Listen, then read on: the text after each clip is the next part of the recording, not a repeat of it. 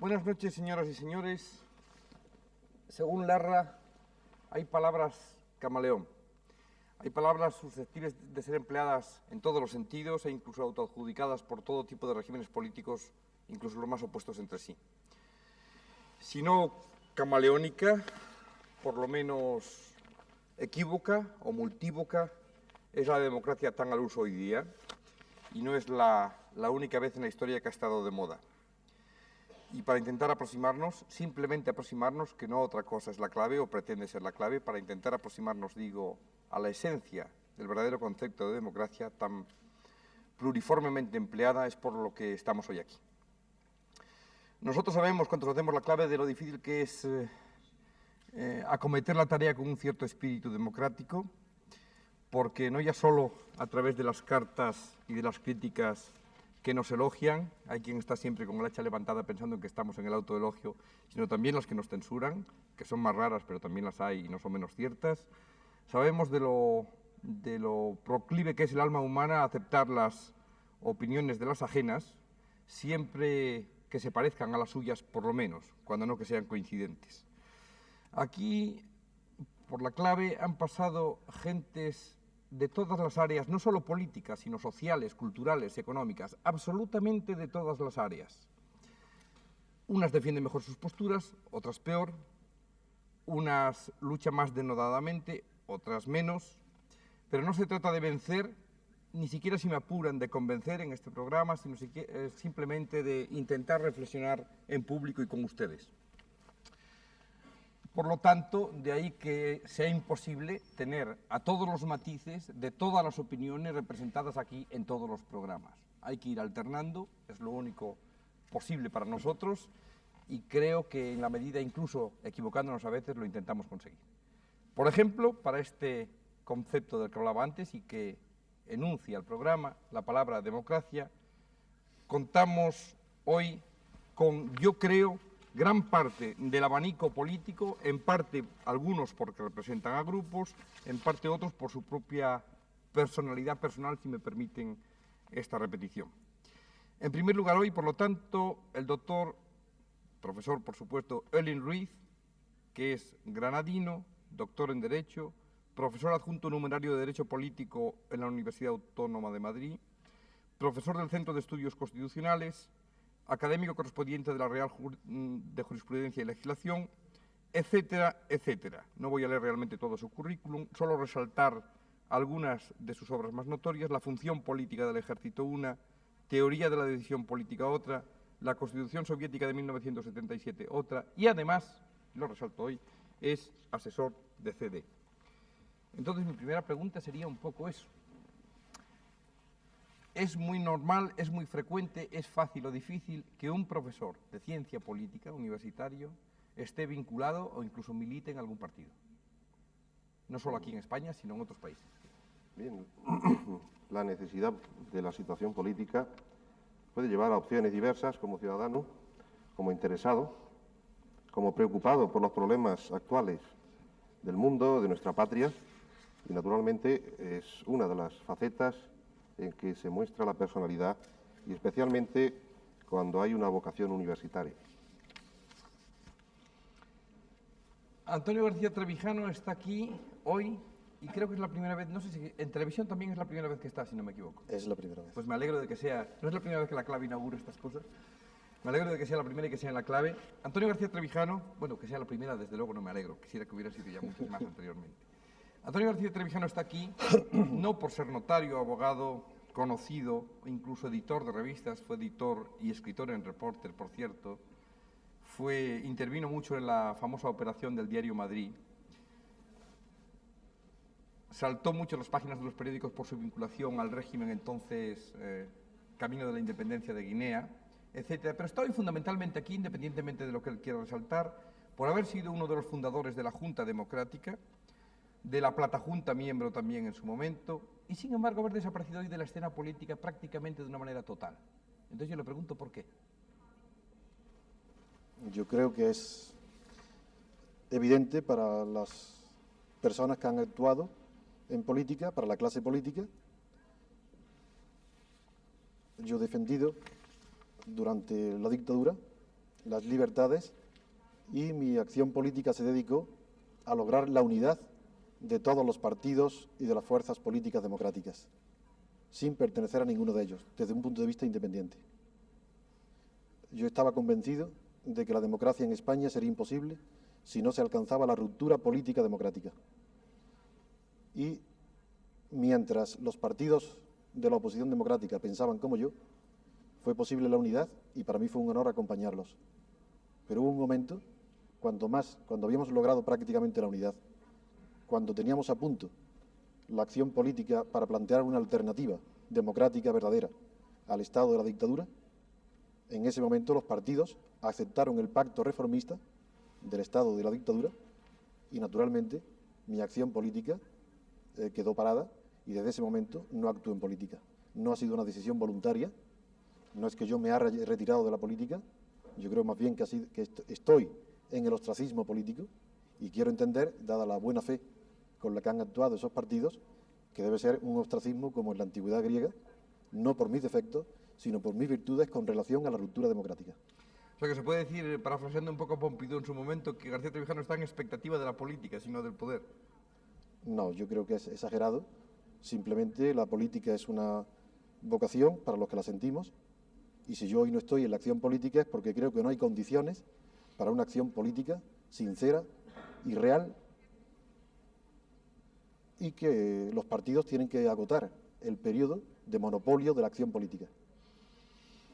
Franz Karasek es un diputado del Partido Popular Austriaco, de 55 años de edad, miembro de la Comisión Permanente y de la Comisión de Cuestiones Políticas de la Asamblea Parlamentaria del Consejo de Europa, presidente de la Comisión de Cultura y Educación de la misma Asamblea Parlamentaria del Consejo de Europa, y en estos momentos, y nosotros nos alegramos casi que sea, yo supongo, su primera actuación pública, recién elegido secretario general precisamente de la misma organización.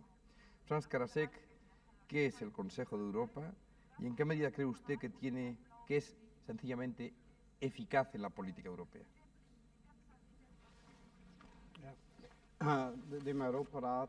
Bueno, al Consejo de Europa pertenecen 21 miembros en toda Europa.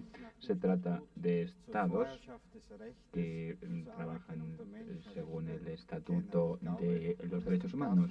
Y creo que esta es la formulación clásica de nuestro estatuto que nos caracteriza desde un principio.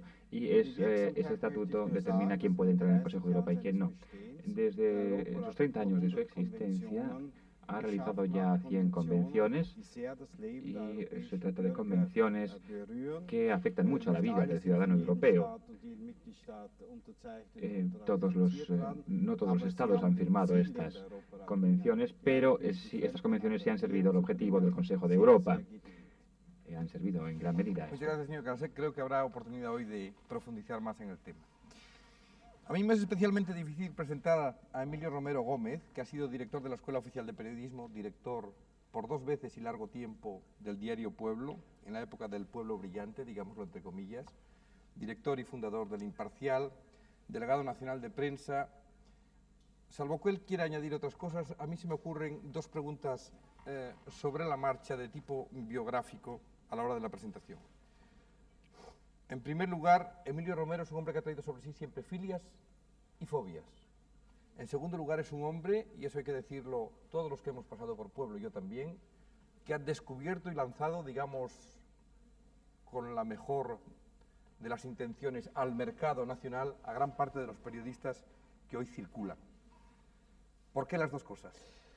Bueno, el primer caso es porque el director de un periódico, el periodista político como yo, adopta una posición crítica ante una situación de poder o ante una confrontación de ideas. Yo soy un hombre de pensamiento y de pluma y, lógicamente, si expreso mis opiniones, tengo que agradar a unos y no satisfacer a otros. Lo que pasa es que al caso tiene mi prosa un mayor acento, tiene menos hipocresía convencional, soy más claro, es decir, más periodístico, y por esa razón, pues lo que produce mi persona es adhesiones o malestares más extensos. Eso en cuanto a la primera parte. En cuanto a la segunda parte, pues efectivamente soy un veterano del oficio. Han pasado a mi alrededor pues muchas promociones de periodistas que hoy están ocupando posiciones de relieve, yo me enorgullezco de eso, y además de otra cosa principal, que muchos de ellos son distintos en sus apreciaciones políticas, en sus ideales, lo que quiere decir que mi escuela no fue la de imponerles ninguna posición política, sino la de respetársela, y hoy pues los que han trabajado conmigo tantos años son diferentes en la vida española. Muchas gracias, Emilio Romero. Alain Krivine es, o fue mejor dicho, un curioso, un notorio candidato a la presidencia de la República Francesa por 2 veces. Y digo curioso, notorio, porque él, que es un diplomado en estudios superiores de historia, dirigente del sector Sorbona Letras de la Unión de Estudiantes Comunistas, fue fundador en el 66 de las Juventudes Comunistas Revolucionarias, que fueron disueltas después por el gobierno francés en junio del 68, es decir, inmediatamente después de mayo del 68. Ustedes recuerdan a Cohn-Bendit, que estuvo en este mismo programa. Entonces ya es raro que un miembro de, no sé si él estará de acuerdo, de una organización de extrema izquierda revolucionaria sea candidato oficial a unas elecciones presidenciales que él probablemente calificaría, tampoco sé si estará de acuerdo, de burguesas.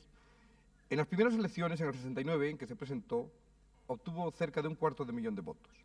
En las segundas, en el 74, cerca de 100.000. Entonces la pregunta también sería doble. En primer lugar, ¿es normal, efectivamente, que un miembro de un grupo tal, que un líder de un grupo tal, se presente a unas elecciones presidenciales como estas? Y, en segundo lugar, ¿por qué esa disminución de votos entre las dos elecciones, elecciones generales, entre el 69 y el 74?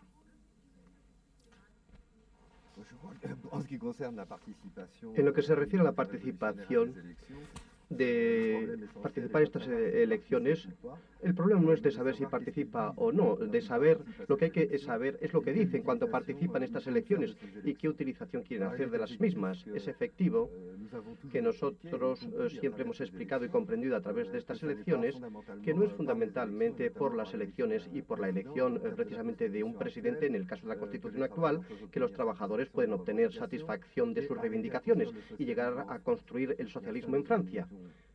Estábamos convencidos, seguimos convencidos de ello.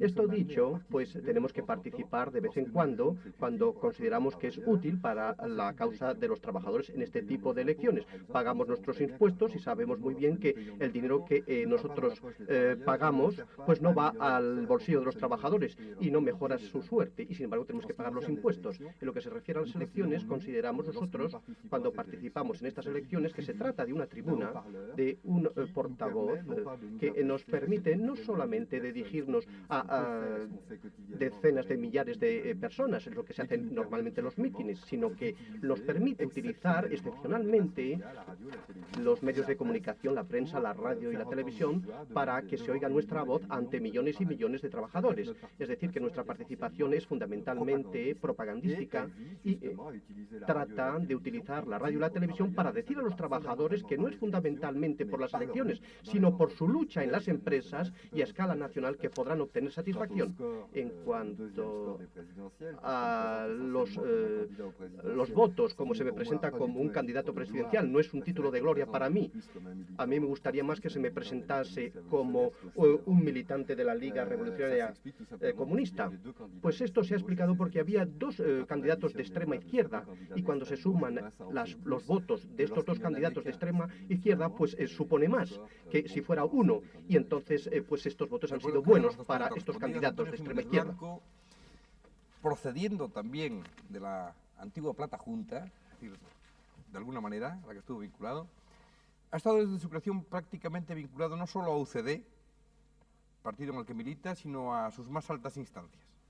En el Senado fue portavoz del Senado, presidente del grupo parlamentario en el Senado, y ahora lo es, bueno, intervino decisivamente en la Constitución, en la elaboración de la Constitución, en diferentes aspectos, y en estos momentos es presidente también del grupo parlamentario de UCD en el Congreso de Diputados. Señor Jiménez Blanco, yo le haría una pregunta. Para un partido en el poder, y en el poder con una, aunque parezca insuficiente en algunos casos, pero notoria mayoría, hay muchas veleidades autoritarias. Hay muchos riesgos de veleidades autoritarias, exactamente. Bueno, yo no percibo esas veleidades autoritarias. Estoy recién estrenado de presidente del grupo parlamentario en el Congreso y realmente en mi grupo, tanto en mis pocos días de presidente del Grupo Parlamentario del Congreso como en mi más tiempo de presidente del Grupo Parlamentario del Senado, las decisiones han sido siempre tomadas en el grupo y en mi partido, en el Congreso o en el Comité Ejecutivo. Y realmente para mí, que procedo, como ha recordado el señor Balbín, de un partido liberal progresista integrado en Unión de Centro Democrático, no existe en absoluto la sensación de tener ese riesgo de medida autoritaria. Pues Gregorio Pérez Barba, a quien agradecemos muy especialmente su presencia porque acaba de llegar de Estrasburgo, nunca mejor dicho lo de que acaba de llegar. Prácticamente mientras hacíamos la presentación estaba entrando en el estudio Gregorio Pérez Barba. Él es profesor de Filosofía del Derecho. Ustedes ya lo saben porque le hemos presentado una vez, ya intervenido en la clave, es uno de nuestros veteranos. Él es profesor de Filosofía del Derecho en la Universidad de Madrid y hoy representa un poco aquí al principal partido de oposición, es decir, el Partido Socialista Obrero Español. Y yo le preguntaría un poco lo mismo, puesto que son los dos partidos. ¿Hay riesgos de veleidades autoritarias por parte del partido en el gobierno y también por parte del partido mayoritario de la oposición? Yo creo que los riesgos existen siempre y, naturalmente, la democracia es un sistema para evitar que esos riesgos se consumen. La tentación autoritaria está o puede estar en todos los grupos. Desde luego estamos percibiendo que en algún sentido hay ese riesgo en el partido del gobierno frente a lo que opina el señor Jiménez Blanco, y nuestra función como partido de la oposición es intentar evitar que eso se produzca. Ahora bien, usted plantea una pregunta un poco más general. En definitiva, el sistema de partidos es un sistema que puede también producir problemas.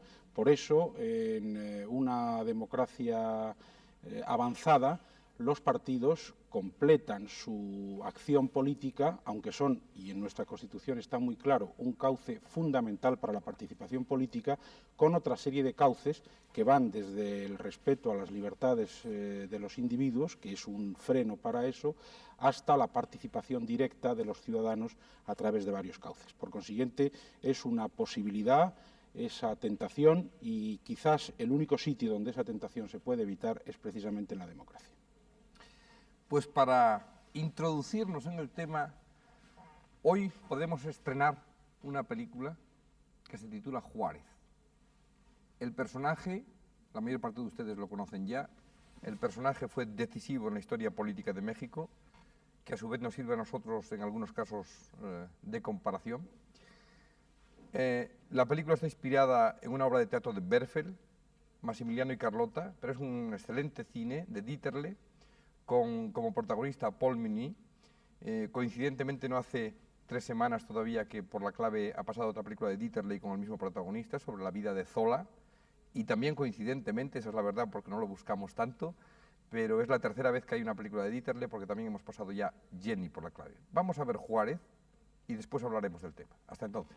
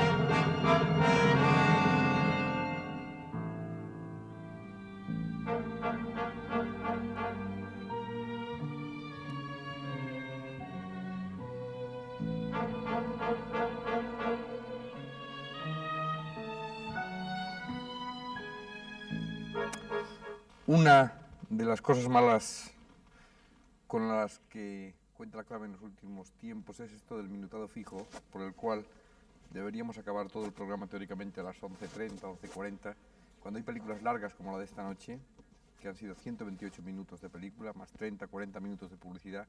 Realmente prácticamente es imposible acabar esa hora. Vamos a ver si con la ayuda de nuestros compañeros conseguimos terminarlo todo a las 12.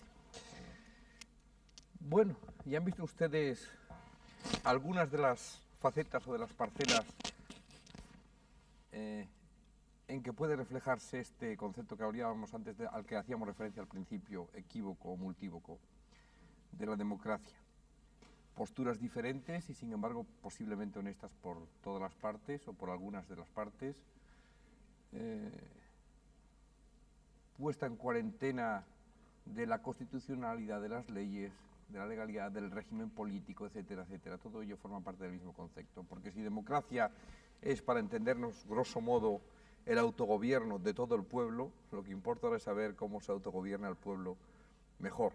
No es lo mismo la democracia que inventaron los griegos como contraposición a aristocracia, que la democracia urbana de la Edad Media, que se gobernaba por medio de notables, la democracia popular de los sistemas del este o la democracia de partidos de los sistemas del oeste, etc. De todo ello vamos a hablar esta noche. Ustedes saben, señores, que pueden intervenir cuando quieran, siempre lo decimos, que lo mejor es que esto sea realmente un coloquio y no una sucesión de monólogos, y que, por lo tanto, respetando un poco el que vayamos por temas, si a ustedes les parece, que no hablemos de todo, todos al mismo tiempo, será lo mejor.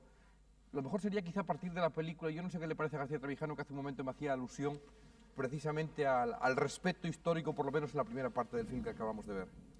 Yo creo que es muy interesante, me parece, si comparten mi opinión los demás señores invitados, que estos coloquios son de más interés para el espectador si enlaza de alguna forma, lo más posible, con la película que acaban de ver. Efectivamente. Entonces la película tiene dos partes. La primera parte es de una fidelidad histórica casi total, casi parece un documental histórico. La segunda parte tiene ficciones, pero como el objeto de este debate es la democracia, creo que en la película hay un momento central, y es que no es histórico, no sucedió, pero es igual. En cambio, es histórico que Juárez emplease la palabra democracia. Es el momento donde el presidente Juárez, al responder a Porfirio Díaz sobre el mensaje que le manda el emperador Maximiliano, dice que es una barrera infranqueable la que le separa con la palabra democracia. Porfirio Díaz entiende por democracia lo que en aquel momento se entendía por democracia. Es un régimen de libertades ciudadanas y públicas, un Estado de Derecho, un régimen parlamentario de asamblea. Pero en la respuesta, en la película, no en la realidad histórica, de Juárez, da una respuesta a Juárez mucho más, de acuerdo, más cercana a lo que hoy se suele entender por democracia. Entonces yo creo que es un buen método de empezar el coloquio entre nosotros partiendo de esta diferencia. Sí. Entonces, Barba y Olin quieren intervenir. Sí, bueno, yo creo que realmente es muy difícil, aunque es bien intencionado lo que dice Antonio García Trevijano, pero es muy difícil hacerlo, entre otras cosas porque la película realmente plantea muchos temas. Plantea el tema de la coacción del derecho, plantea la pena de muerte, plantea la situación de una monarquía limitada que no es la situación de las monarquías parlamentarias actuales, plantea problemas internacionales de análisis geopolítico o de imperialismo de determinadas potencias. Yo en ese aspecto casi preferiría el intentar hacer unas observaciones generales, porque si damos muchas vueltas a la película podemos volver a incurrir en lo que a veces a mí me daba la impresión al ver lo de democracia Juárez, y que Antonio García Trevijano pues le ha inducido a un pequeño error, y yo no querría hacer, desde luego, en este coloquio propaganda al señor presidente del gobierno, que bastante se le hace ya en esta casa. Por eso, si se me permite, haría unas observaciones generales. Yo diría muy sucintamente hoy, sin perjuicio de que la democracia sea un concepto histórico, por consiguiente un concepto que se ha ido enriqueciendo a lo largo de la historia, aunque yo creo que es un concepto moderno y por consiguiente propiamente tiene su sitio en el mundo moderno, que la democracia sería estas cosas desde mi punto de vista. Primero, gobierno de las mayorías, con respeto a las minorías, soberanía popular, integración de la resistencia, es decir, uno de los grandes problemas de la historia política ha sido la dialéctica obediencia-resistencia, y la democracia intenta institucionalizar la resistencia y, por consiguiente, evitar que haya herejes en la vida política a través de los derechos fundamentales, a través de la libertad, a través, sobre todo, de la libertad de conciencia. Y, finalmente, la democracia es apertura hacia la igualdad, apertura hacia el progreso, en el marco de unas reglas de juego que son la Constitución. Yo creo que desde esa perspectiva es donde yo situaría el tema y, sobre todo, aunque yo creo que es cierto que habría que hacer lo posible para que las películas pudieran darnos pie para que el debate fuera en torno a la película, quizás sea un poco difícil en este caso porque tendríamos que tocar muchos temas. Bueno, un paréntesis técnico. Yo creo que tiene razón García Trevijano, lo ideal es lo que él plantea. Ustedes pueden hacerlo como quieran, tengan en cuenta simplemente que aquí la única limitación es la del tiempo y disponemos de unos 65 o 70 minutos antes de pasar a las preguntas de los espectadores. Erling había pedido la palabra a Emilio Romero, después Emilio Romero la pide también, y Krivin, y Jiménez Blanco, todos prácticamente. Adelante. Pueden interrumpirse, naturalmente, si el que tiene el uso de la palabra lo acepta. Sí, para hacerlo más flexible. Era enlazando con lo que decía el señor García Trevijano, que efectivamente el tema de la democracia es un tema grande del contemporáneo, como bien ha dicho el señor Peces Barbas, y además que se nos abre hacia el futuro. Pero, naturalmente, para los espectadores y quienes pregunten, hay un enlace, naturalmente, con ese film que hemos visto, con una concesión peliculera en una parte, con un respeto a la realidad por otra. Ya dijo el señor Balbín que procede de una obra teatral. Hay alguna cuestión que yo tendría que objetar, por ejemplo, el sufragio universal no existía en México en aquella época, por lo tanto, la forma de expresarse de Benito Juárez y de sus seguidores pues sería de esas minorías pequeñas, meritorias, pero que realmente no había todavía un enlace popular amplio, al menos como hoy pensamos, o como quiere expresar la película. Pero principalmente yo diría también como un poco el epílogo de lo que pasa después. No me corresponde ni como historiador, porque no es lo mío, pero sí algo que nos debe hacer meditar a todos en cualquier intento de establecimiento de una democracia. Es qué pasa después que se intenta construir una democracia. En México ya sabemos que poco después era revalidado como presidente Benito Juárez, que moría unos años después de un ataque de apoplejía, y que se instaura aquel generalito Porfirio Díaz, nada menos que por 35 años, que fueron un periodo caótico, anárquico, de bandolerismo, de anarquía, de todas las catástrofes que pudieron venir sobre México. Esto es algo que conviene prever perfectamente: el alcance, las instituciones, las técnicas, el estilo, el sentido de una democracia serena que enseñe a una convivencia y que, en fin, prácticamente en esos principios que iremos desarrollando. Creo que irán saliendo, pero en fin, creo que... Bueno, yo no he visto en esta película ni el menor asomo de democracia. Es un fenómeno de nacionalismo ante una forma de poder exterior y una revolución.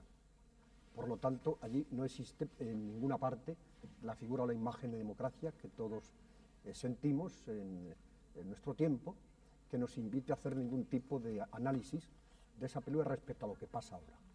También creo que estamos de acuerdo todos en que la democracia fundamentalmente es un sistema político que se basa en la soberanía popular, en que el pueblo elige su destino, pero después ocurre que la historia camina y que la democracia no es estática sino dinámica. Y yo quería pues arrimar un poco la cuestión a nuestro tiempo, ahora mismo a España, y hablar de la democracia que estamos haciendo, puesto que es un tema sugestivísimo, ya que estamos en eso, y vamos a perdernos en rigorismos intelectuales sobre la democracia. Yo sostengo, y lo he dicho en muchas ocasiones, que el método democrático actual es antiguo y no es moderno, que se corresponde con la primera revolución industrial, que es la máquina de vapor, y no con la actual, que es la revolución de la electrónica y de las comunicaciones, y por lo tanto el reparo que pongo a la democracia actual es que es antigua, y como es antigua, pues no está resolviendo la demanda popular que tiene un país democráticamente. Otro planteamiento, todo va enriqueciendo el coloquio. Adelante, Krivin. Quiero decir dos cosas. Exactamente contrariamente a lo que acaban ustedes de decir, he visto en parte la democracia en esta película por una razón, y es porque he visto masas en movimiento, porque he visto trabajadores, campesinos luchar para objetivos de libertad, para objetivos de democracia, y que he visto en esta película, y creo que es esto lo determinante cuando hablamos de democracia, es que la democracia, o el esfuerzo democrático, o las libertades, pues son cosas que generalmente jamás se otorgan, sino que hay que conseguir por la lucha de masas, por la actividad de los trabajadores. Esto es lo primero. Lo segundo, porque todos vamos a hablar de la democracia sin saber lo que es de tratar de comprender si verdaderamente tenemos el mismo concepto de democracia o si existen varias concepciones de la democracia, conforme a lo que ha dicho usted. Efectivamente, vemos que hoy en día, en el siglo XX, todo el mundo pues quiere ser democrático, todo el mundo lo reclama. Aparte de algunos grupúsculos fascistas, todos quieren ser democráticos. Pero es en nombre de esta democracia que estamos torturando, que estamos asesinando, y por lo tanto no tenemos el mismo concepto de esta democracia, evidentemente. Para citar algunos ejemplos, es en nombre de un cierto nombre democrático que se está torturando en Chile y en Argentina, en nombre de un cierto orden democrático, pues en Alemania Occidental también, por razones políticas, se ha hecho prohibiciones para muchos funcionarios poder ocupar puestos en el aparato estatal.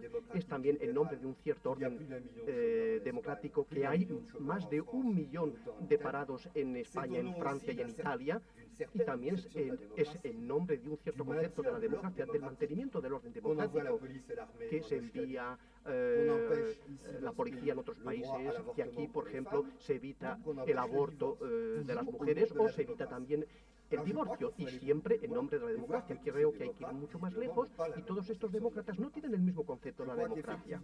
Efectivamente, hablar de democracia es decir, y aquí estoy de acuerdo, sí, con lo que se ha dicho antes cuando se ha hablado de autogobierno, es decir, hacer de tal suerte que la totalidad de los asalariados en un país tenga el dominio total de lo que realizan, es decir, el dominio, el control de sus producciones, de sus empresas, de su vida cotidiana, de su vida social, de su vida cultural.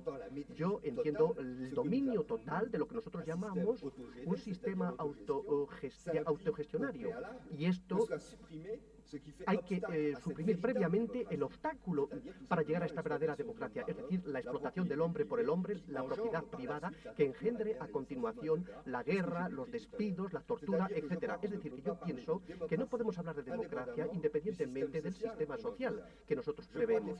Efectivamente, en un sistema capitalista existen diferentes formas, entre comillas, de democracia. Pienso que la democracia parlamentaria que ustedes tienen en España y que tenemos en Francia, ciertamente es mucho mejor para los trabajadores que el fascismo o la dictadura que ha reinado en España o en Chile y Argentina. Pero veremos que a pesar de todo, incluso aunque haya progreso, lo que es el resultado de la lucha de los trabajadores españoles, todavía no es una verdadera democracia. Y termino que para mí no podemos hablar de democracia cuando privamos de empleo a más de 1 millón de trabajadores en un país, o cuando o para no citar más que este ejemplo, cuando si queremos tocar el problema de fondo y no hacer grandes discursos filosóficos sobre la democracia, es mucho más un término de sociedad, más en un término de sociedad que hay que plantear el problema. Por este orden han pedido la palabra, y después todos, evidentemente, yo iba a decir, Jiménez Blanco, como estamos todavía en el concepto general, y como el tiempo avanza, para concretar más, quizá conveniera ya pasar a si entonces qué sistema es de los que imperan, y por ponernos al día, como decía Emilio Romero, de los que imperan actualmente, el que puede parecer menos malo de los democráticos, el de partidos políticos como reina en Europa Occidental y en el mundo occidental en general, de las democracias populares. ¿Cuáles son los sistemas más democráticos? Bueno, me va a permitir el señor Balbín que administre un poco mi respuesta, porque realmente quiero aclarar primero que a su pregunta anterior, que fue previa a la que hizo a mi querido amigo y adversario político, el señor Peces Barba, preguntaba si yo veía tendencia a veleidades autoritarias. Y evidentemente en UCD, al preguntar por los dos partidos al señor Peces Barba, hubo una preferencia en ser el segundo en contestar, y realmente creo que naturalmente él no se refería a que pudiera haber veleidades autoritarias en el suyo, se refería probablemente al autoritarismo como tal. Evidentemente en todo partido hay las tensiones naturales, pero no veleidades autoritarias. No creo que haya sido un error de mi amigo García Trevijano, que comete pocos errores, sobre todo en materia intelectual al unir en España la palabra democracia a la palabra Suárez. En cuanto a que se le haya hecho bastante propaganda en esta casa, pues yo agradezco la que haya supuesto la intervención del señor García Trevijano, pero creo justo que al hablar de democracia en España se una al nombre del presidente Suárez, que no por casualidad aquí casi se confunde con el nombre Juárez. Bien. Yo pienso que, volviendo no mucho a la película, pero sí algo, Juárez, efectivamente, el tema, estoy de acuerdo con el señor Krivine en este punto, la palabra democracia tiene muchas acepciones y evidentemente pues la suya no es la que sustenta la Constitución de 1978, hecha para un pueblo que se encuentra geopolíticamente situado en un área y que responde en su concepción de la vida a un concepto de tipo occidental. Sin embargo, en ese momento, creo que muy interesante de la película, un momento no histórico, en que Porfirio Díaz, que por cierto luego es un terrible dictador, aclara con Juárez el concepto de democracia. De alguna manera está latente la distinción que en la película está viva, el concepto de Tocqueville, entre estado de la sociedad como democracia y forma política de gobierno como democracia. Es posible que Maximiliano esté pensando en un pueblo, diríamos, que de alguna manera tiene libertad, que de alguna manera tiende a la igualdad de condiciones, y sin embargo Juárez habla ya de forma política de la democracia en algo que en efecto en aquel tiempo no era así, pero que sin embargo es algo que a nosotros nos satisface, porque yo no creo que sea tan antigua la Constitución de 1978 como el gran periodista Emilio Romero ha dicho. Creo que si ha habido algún retraso en que llegue, pues realmente el que tenga la culpa total o parcial de ese retraso, que se confiese, pero creo que esa Constitución quizá está en algo mirando hacia atrás, que alguna vez lo hemos comentado, pero realmente si ha habido en algún momento violación de determinados derechos, es natural que se tomen garantías contra esas violaciones. El señor Krivine ha descartado conceptos de democracia que él no estima como tales, si bien ha tenido la honestidad de reconocer que existen muchos conceptos de democracia, pero no ha destacado que la democracia popular tampoco es democracia. Para nosotros la democracia realmente es la democracia que se basa en la dignidad de la persona humana y en el progreso por la vía de la razón. Entonces es la democracia occidental y nosotros estimamos que no puede haber democracia. En España está infieri, porque la Constitución está por desarrollar. Pero esta democracia realmente es una democracia que el poder tiene que emanar del pueblo, la legitimidad tiene que venir del pueblo por la vía representativa, y luego hay tres condiciones que hacen que la democracia sea occidental, y esa es la que se ha consagrado en la Constitución. Tiene tres requisitos sin los que no hay democracia para nosotros en el concepto de la Constitución del 78. Economía de mercado, todo lo corregida que sea necesaria para que sea una democracia socialmente avanzada. Segundo, libertades públicas expresamente reconocidas. Y tercero, consagración de los derechos humanos. Tiene que estar estos tres requisitos junto al de la legitimidad de origen para que haya democracia. Cualquiera de los cuatro que falte haría que no haya la democracia de tipo occidental consagrada, en nuestra opinión, en la Constitución de 1978. Vamos a hacer un momento, un alto en la programación necesario e inmediatamente cara seca.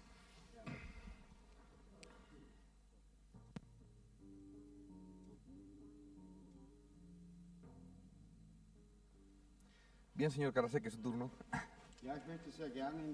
Sí, me encanta entrar en el coloquio citando una breve frase de la Constitución austríaca que dice: todo derecho emana del pueblo. Y creo que con eso puedo exponer cómo consideramos el concepto de democracia, junto con lo que ha dicho también Jiménez Blanco. Él dijo que hay que tener en cuenta la dignidad humana. Eso es totalmente cierto. No estoy totalmente de acuerdo con el señor Krivine cuando considera el concepto de democracia tan solo en función de la recepción de salario. Yo también recibo salario y creo que este no puede ser un criterio que se pueda unir al concepto de democracia. La pluralidad es lo que debe reflejarse en la democracia. Eso es lo que debe exponerse por medio de las elecciones libres entre el pueblo, porque así el pueblo dice cómo quiere ser gobernado. Opino, en cuanto a la pluralidad, que 250 estados que abarcan las Naciones Unidas, quizá 30 o 35 indican, ahí se aplica el criterio de democracia. Sí,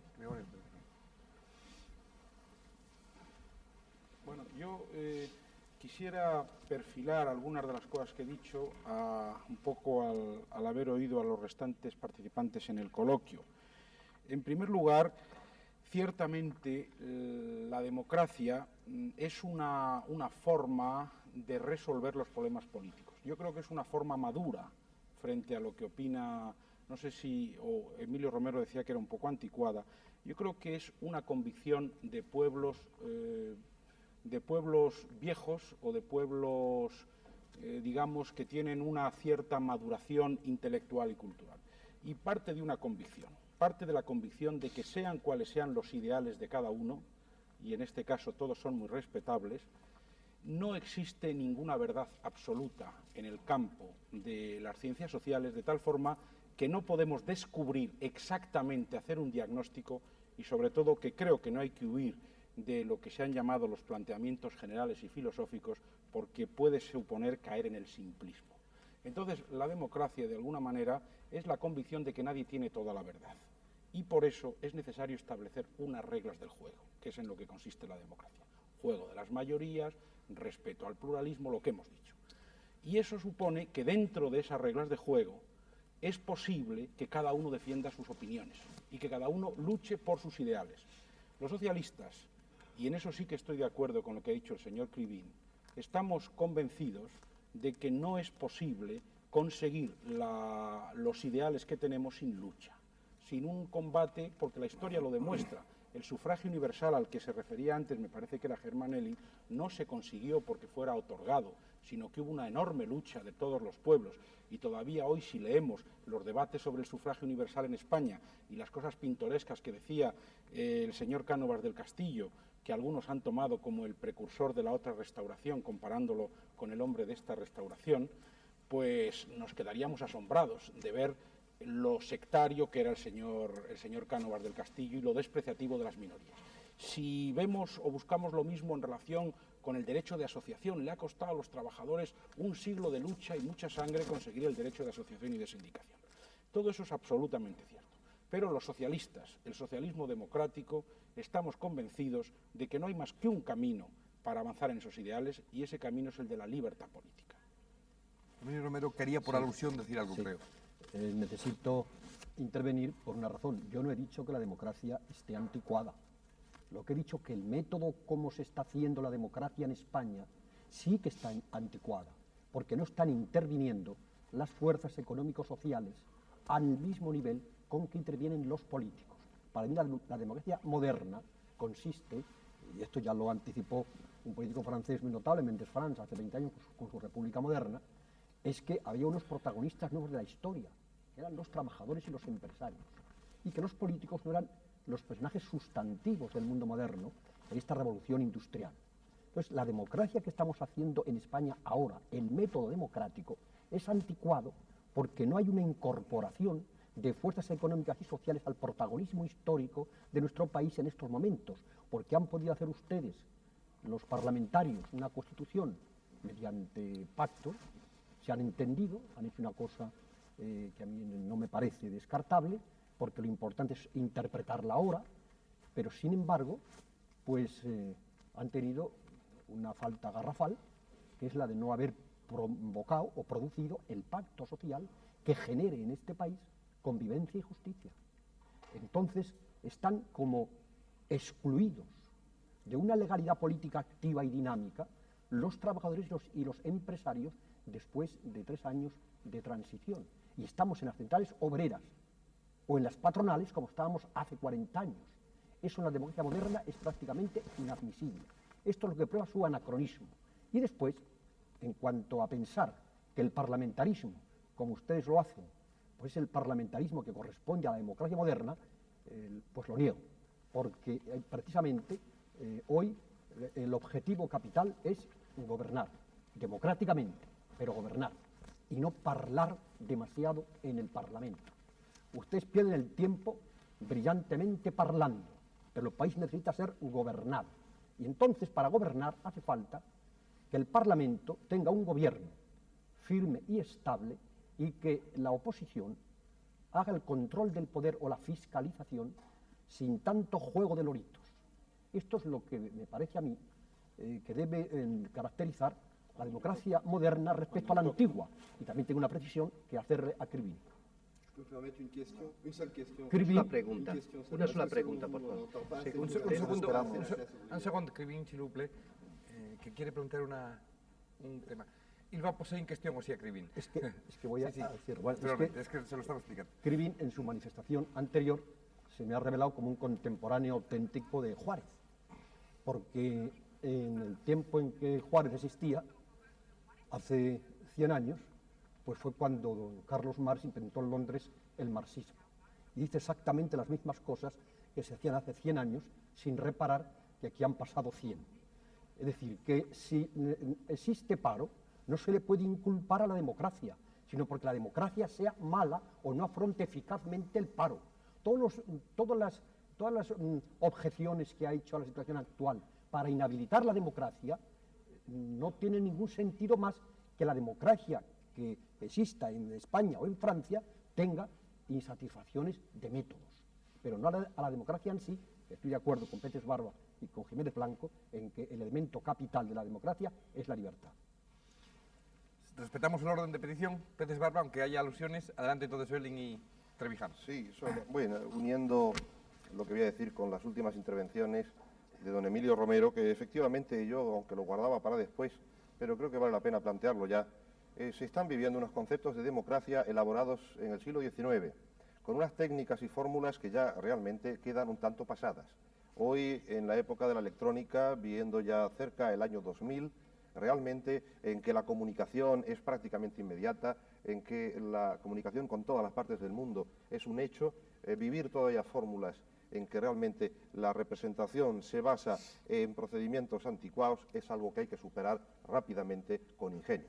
Pero yo solamente quería hacer, diríamos, como en esta ronda, de caracterizar un tanto el concepto de democracia en términos un poco claros y dentro de lo difícil que esto supone, la dificultad que esto supone, porque teóricos, políticos, etcétera, como dice George Orwell, pues han rehusado todos dar definiciones de lo que es democracia, aunque se use con frecuencia aquella de Abraham Lincoln en el cementerio de Gettysburg, cuando se enterraba a los caídos de aquella guerra civil norteamericana. Democracia es el gobierno del pueblo, por el pueblo y para el pueblo. Y que casi coincide, parecía que había visto poco antes la oración también fúnebre en una ocasión similar de Pericles en el siglo V a.C.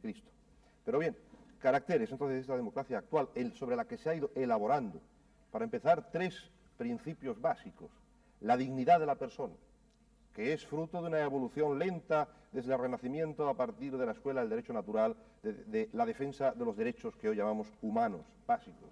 En segundo lugar, el principio de la soberanía popular. Todo el poder procede del pueblo, con independencia de las mixtificaciones y fraudes e imperfecciones que puedan producirse. Pero todo el poder procede del pueblo, no hay nadie superior a él. En tercer lugar, pues el gobierno del derecho, el imperio de la ley, el respeto a la ley. En la misma película que hemos visto ha saltado pocas veces, y creo que hay que reparar en ello, el señor Jiménez del Blanco ya ha hecho una alusión desde el punto de vista de la Constitución española, y es el término constitución.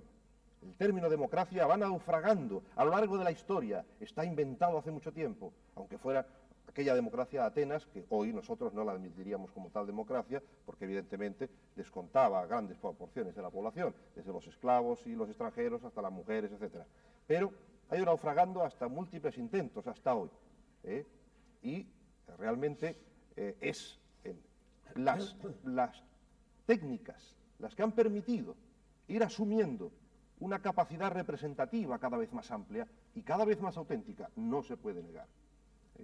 Entonces, se da una significación vulgar de democracia como aquel sistema político en que los gobernantes son elegidos por los gobernados y los consideran sus representantes. No vale el que no les ha votado el seguir, eso para mí no me gobierna. No, esto es un principio elemental.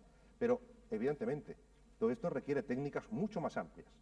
El principio de división orgánica y funcional del poder, el principio de la supremacía de la Constitución, el principio de la legalidad y de la sumisión de todas las autoridades a la ley, de la organización administrativa, de la institucionalización de la oposición, que ya dijo antes el señor Pérez Barba.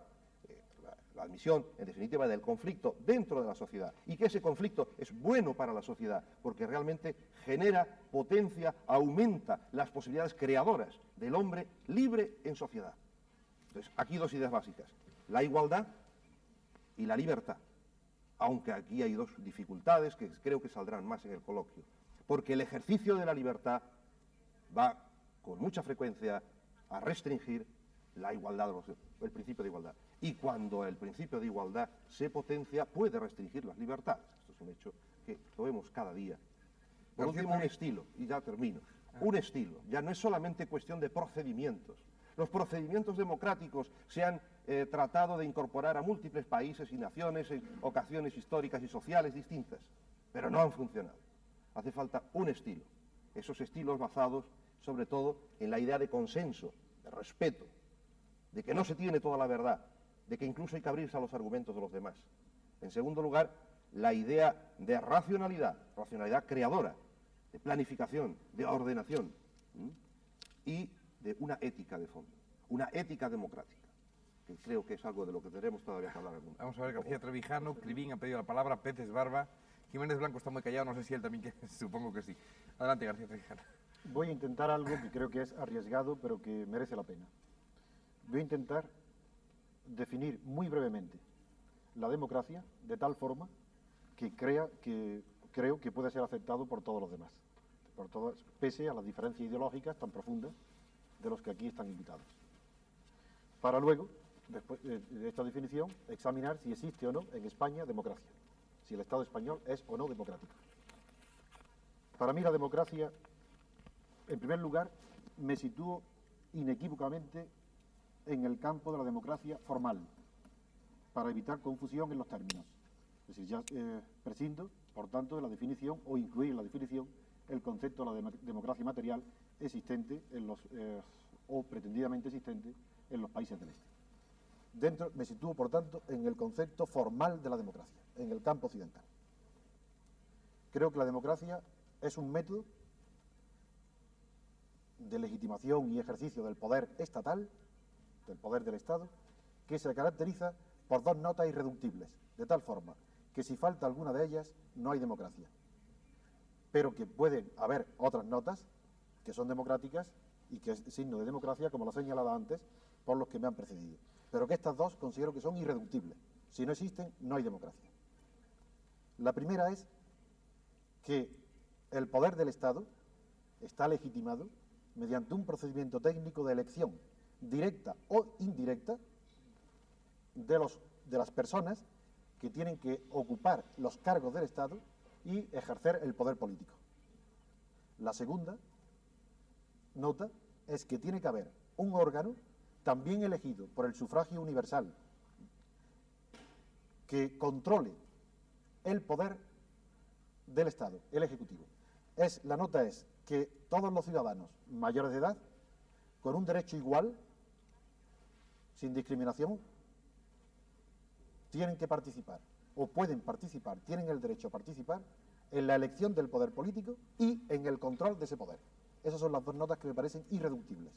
Y luego, finalmente, no basta esas dos notas para caracterizar la democracia formal, porque, a diferencia de otros métodos de gobierno que pueden competir con la democracia en la administración de las sociedades humanas, como es la dictadura o la autocracia que hemos visto en la película, o el imperio, o la monarquía, o el Estado absoluto, la democracia tiene una nota que no la distingue de todas las demás, y es que así como en las demás el poder no democrático en su ejercicio ni en su legitimación tiene que justificarse por los resultados, es decir, por las obras, y aquí en España tenemos muy reciente todavía, la gran literatura de prensa, de periódicos y de los intelectuales, justificando el estado de la dictadura de Franco como el estado de obras, porque están obligados a justificar su poder por los resultados. En cambio, la democracia no tiene que justificar los resultados, porque planteando la relatividad de la que hablaba antes Gregorio Pérez Barba, la relatividad de los resultados, que en una sociedad tan compleja como la actual son millones y millones de personas las que tienen que emitir su opinión sobre los resultados de un régimen político, es tan difícil que el único criterio que la democracia tiene es el siguiente: el mejor resultado o el buen resultado es aquel que se obtiene con el mejor procedimiento, y ese mejor procedimiento es el método democrático definido con las dos notas que acabo antes de decir. Cribín y Pérez Garro después. Creo que para entrar más a fondo en el debate, pienso que tenemos dos tipos de democracia. Aunque pueda parecer un viejo dogmático, pero creo que muchos trabajadores que me escuchen comprenderán lo que digo. Existen dos tipos de democracia porque existen dos clases sociales diferentes en cada país. Tenemos el empresariado y la clase obrera. Puede parecer esto muy viejo en el periodo de crisis en que vivimos.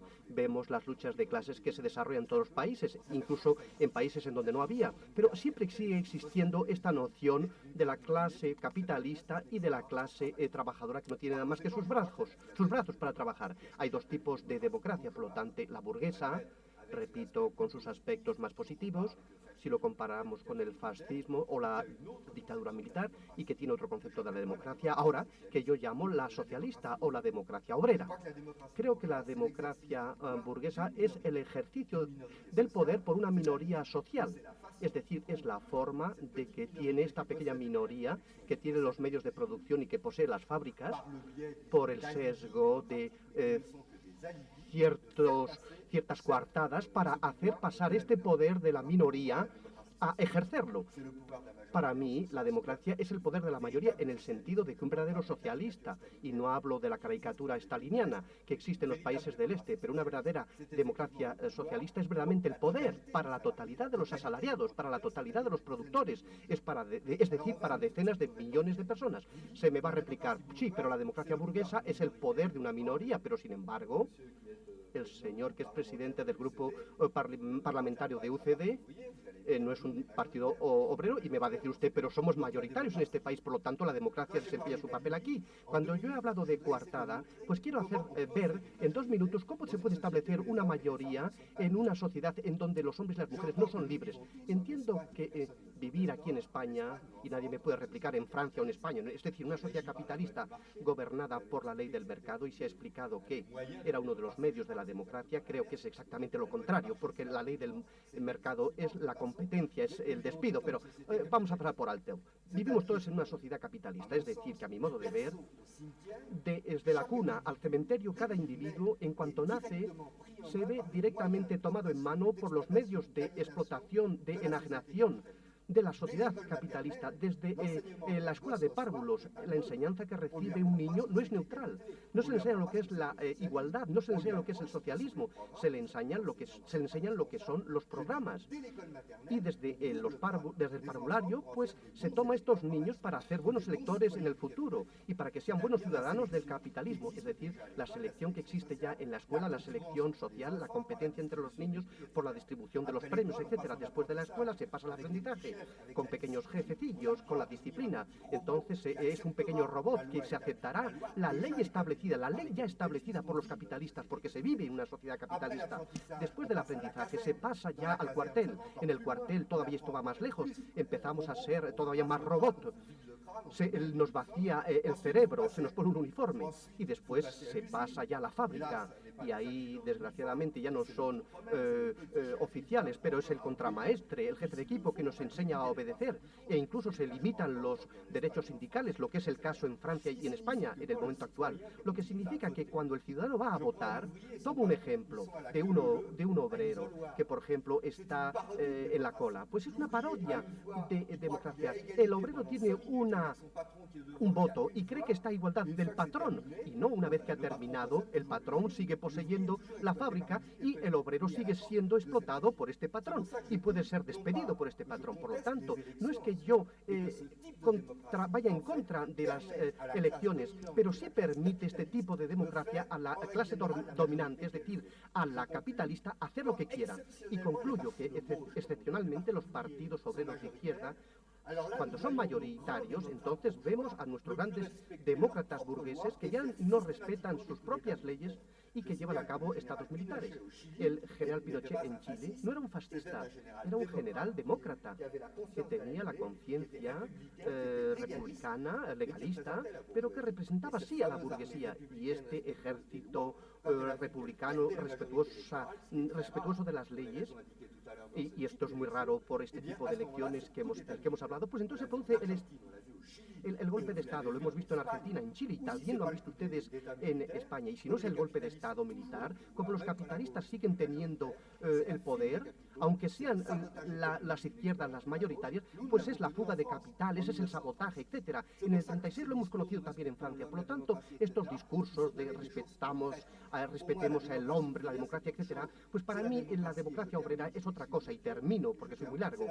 Para mí la democracia es la que se expresa de forma pequeña, elemental, pero a través de una lucha constante de los trabajadores. Hemos conocido una experiencia en Francia que ha dado mucho ruido, y estos obreros de esta fábrica han dirigido su huelga, han tenido delegados para representarles, han podido revocar a sus delegados. Es decir, una verdadera democracia que no tiene nada que ver con la democracia parlamentaria, en donde se sabe quién es el camarada de trabajo al que se elige, al que se puede revocar, el que nos va a representar, mientras que la democracia parlamentaria, en el marco que yo he indicado, se está libre durante 5 años, alguien que no tiene que dar cuentas, y está en una sociedad inmerso en donde la camisula ya está ahí y colocada en el cuerpo del individuo, y por lo tanto no es que yo haya dicho que estoy en contra de la división de los salarios, únicamente quiero decir que alguien que pasa su vida en buscar trabajo, o alguien que trabaja 45 horas o que tiene un salario de miseria, pues siempre se le puede hablar de la filosofía y de la ética y de la democracia. Este hombre nunca será un artesano de la democracia, porque además necesita vivir y luchar para vivir, mientras que los que están en el poder pueden pues inclinarse sobre las puntas de la democracia. Pero como han dicho ustedes, la democracia hoy corresponde mucho a los parlamentarios, mucho a los políticos, y no escuchamos suficientemente a los trabajadores, es lo que pasa. Bueno, yo creo que es necesario en este momento hacer, por lo menos por lo que respecta a mí como voz, en este caso del Partido Socialista, repartir, digamos, disconformidades a derecha y a izquierda, que a veces derecha e izquierda muchas veces se unen en los ataques a la democracia. En primer lugar, yo cuando Emilio Romero, con su brillantez característica, nos ha hecho la crítica de los parlamentarios y de la democracia parlamentaria, pensaba que iba a descubrirnos algo nuevo, pero resulta que nos ha dicho que la solución es volver a la democracia corporativa, porque en definitiva, eso que plantea Emilio Romero no ha sido Méndez Fans el primero que lo planteó. Lo plantearon mucho antes los corporativistas fascistas italianos, lo planteó un entonces corporativista francés, Jacques Maritain, y lo planteó el Papa Pío XI en la encíclica Quadragésimo Anno. Entonces, venir a descubrirnos ahora cómo solución a los problemas esa vía, yo no estoy de acuerdo. Yo creo que esa distinción en la que Krivine estaba de acuerdo entre políticos y trabajadores no es exacta si tenemos en cuenta, primero, que en el Parlamento, quedándonos solo en el Parlamento, están los partidos obreros y están los partidos que representan a los sectores capitalistas o a la derecha, como puede ser Unión de Centro Democrático. Pero lo que sí tiene razón Emilio Romero es que hay que aumentar la participación por otras vías. Y yo creo, y entonces si no es eso lo que él quería decir, retiro lo dicho anteriormente, pero ciertamente en la Constitución se abren caminos de participación a los trabajadores, de participación a los sindicatos. Ciertamente eso exige luchar mucho, porque a veces esa participación necesita de sindicatos potentes y el partido del gobierno se niega a devolver los bienes de los sindicatos potentes, o para que los sindicatos sean potentes, como ocurre en España, donde todavía seguimos con el escándalo de la no devolución de los bienes de la Unión General de Trabajadores y de las demás centrales sindicales existentes antes de 1936.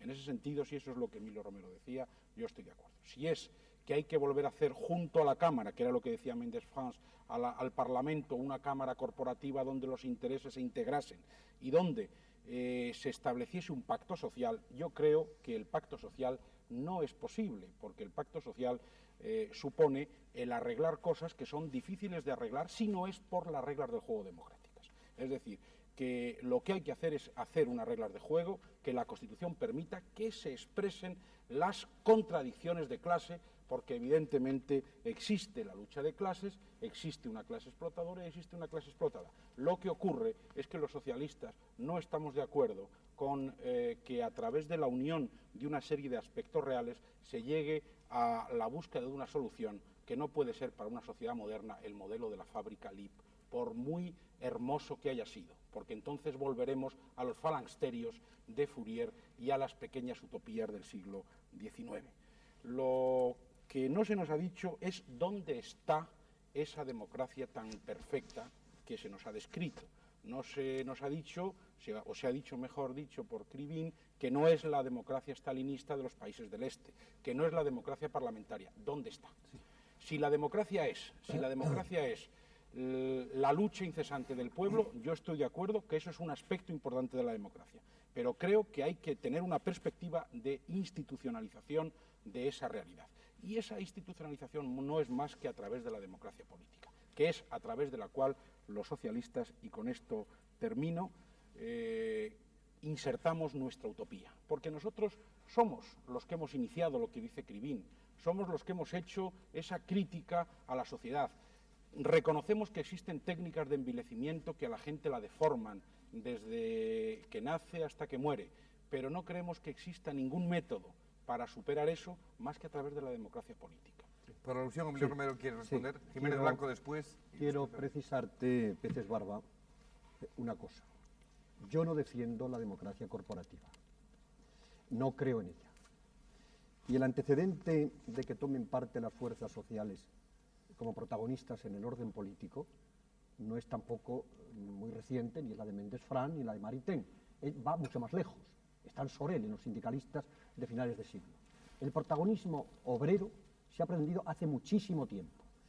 ¿Cómo se produce el protagonismo obrero o económico en una democracia occidental o libre como la nuestra? Pues muy sencillo. No representando los políticos exclusivamente la voluntad o el deseo o los problemas del mundo obrero y empresarial. Porque no puede existir una tercera cámara, la Cámara Económico-Social, en la cual se establece esa mesa redonda que tienen hasta estas 4 funciones. Una, la de aliviar las tensiones entre capital y trabajo, que es importantísimo en nuestra sociedad, porque nuestra sociedad pienso que es el modelo europeo de economía social de mercado. Aliviar las tensiones de capital y trabajo es importantísimo. En segundo lugar, examinar juntos la conflictividad, porque la conflictividad social puede ser justa o puede ser política. La social es legítima, lo dice la Constitución. Y entonces esa conflictividad, cuando no fuera social, sería conflictividad salvaje, fuera de la ley, que no podría ser admitida. La tercera es que deben tomar parte los obreros y los empresarios en la planificación económica de un país.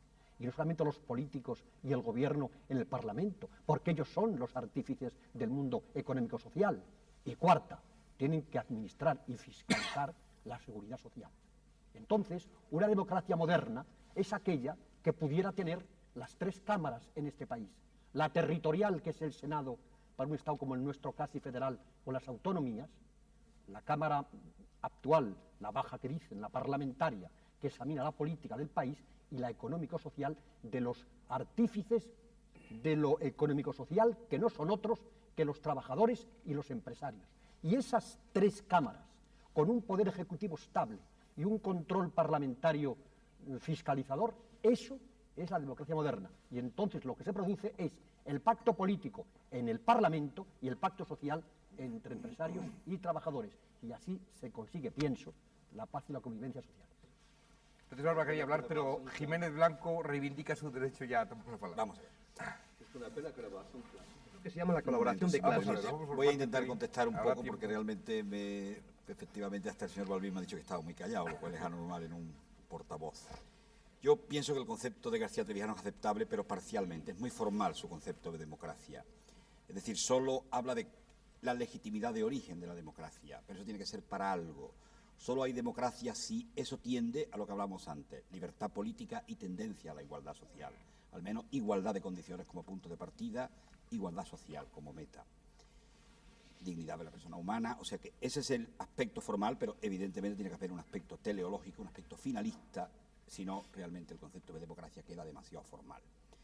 Me ha gustado, sin embargo, que Gregorio Peces Barba hable de que en efecto las libertades formales son necesarias y llegan a ser una garantía de las libertades reales.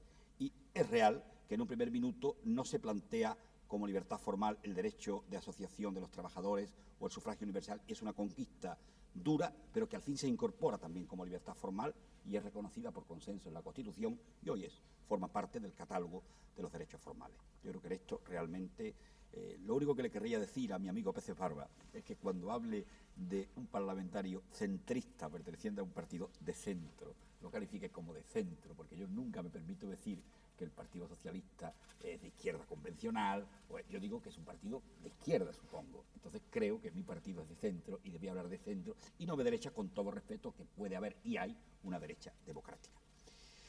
Entonces, cuando hablo de devolución de bienes sindicales, él sabe perfectamente que está en estudio, él sabe que hay la mejor voluntad por el Gobierno y hay muy buena voluntad en la persona que encarna el Ministerio de Trabajo, pero no es un tema simple y él lo sabe. Y además hay una parte que es los antiguos bienes de los sindicatos que existían en 1936 y el problema de que la cuota sindical en parte procedía de los empresarios y en parte de los trabajadores. Enlazo con esto algo con lo que hablaba el señor Crivín. Nuestro partido, Unión de Centro Democrático, no es un partido que representa a los capitalistas. Si representara a la clase capitalista o a la clase empleadora solamente, no podría tener más de 6 millones, casi 7 millones, 6 millones y medio de votos. Es un partido interclasista, un partido que representa a las capas intermedias de la sociedad, que son la mayoría, o por lo menos la mayor minoría. Incluso en el Partido Socialista hay ahora un deseo latente de suavizar a lo mejor determinadas expresiones con objeto de incorporar una cantidad enorme de trabajadores que hoy difícilmente admitirían el calificativo puro de proletarios. Yo querría recordar ahora, y le doy la razón con esto, con gusto, al talento de Emilio Romero, que nuestro amigo Crivín de alguna manera parecía estar en el momento en que Marx da el manifiesto comunista y divide a la sociedad en dos clases solamente, una pequeña minoría de burguesía con los, diríamos, los medios de producción en su mano y una enorme mayoría de proletarios. Eso hoy no es así.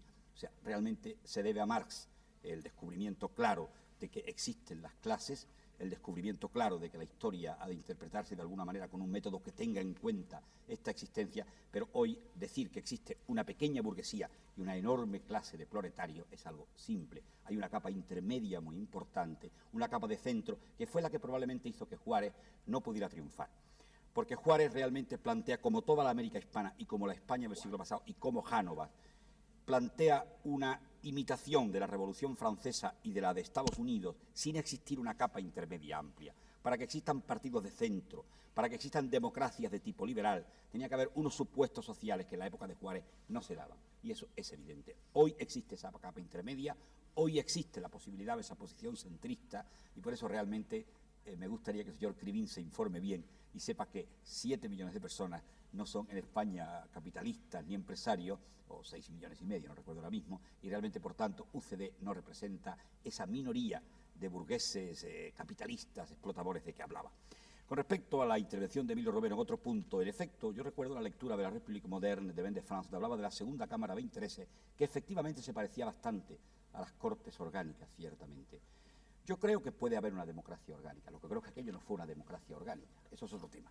Y creo que podría haber una segunda cámara de intereses, pero yo me permitiría decir a mi amigo Gregorio Peces Barba que la primera vez que he oído recurrir contra el parlamentarismo pidiendo una democracia de tipo orgánico es en un libro que tengo a su disposición, que es el discurso de apertura de la Universidad de Granada de 1918 de don Fernando de los Ríos, que estaba en una enorme minoría en el Parlamento y dice, protesta contra el parlamentarismo y dice que debe haber una representación de las fuerzas empresariales, sindicales, de la cultura, etcétera, y plantea la sustitución. De manera que esta idea de Ben de France y del señor Romero, aparte de la tradición de Sorel, de Maritain, tan querido en otro tiempo y supongo que ahora por mi amigo Peces Barba, tiene en don Fernando de los Ríos, casi granadino y socialista, un curioso precedente en un discurso francamente interesante de apertura de curso.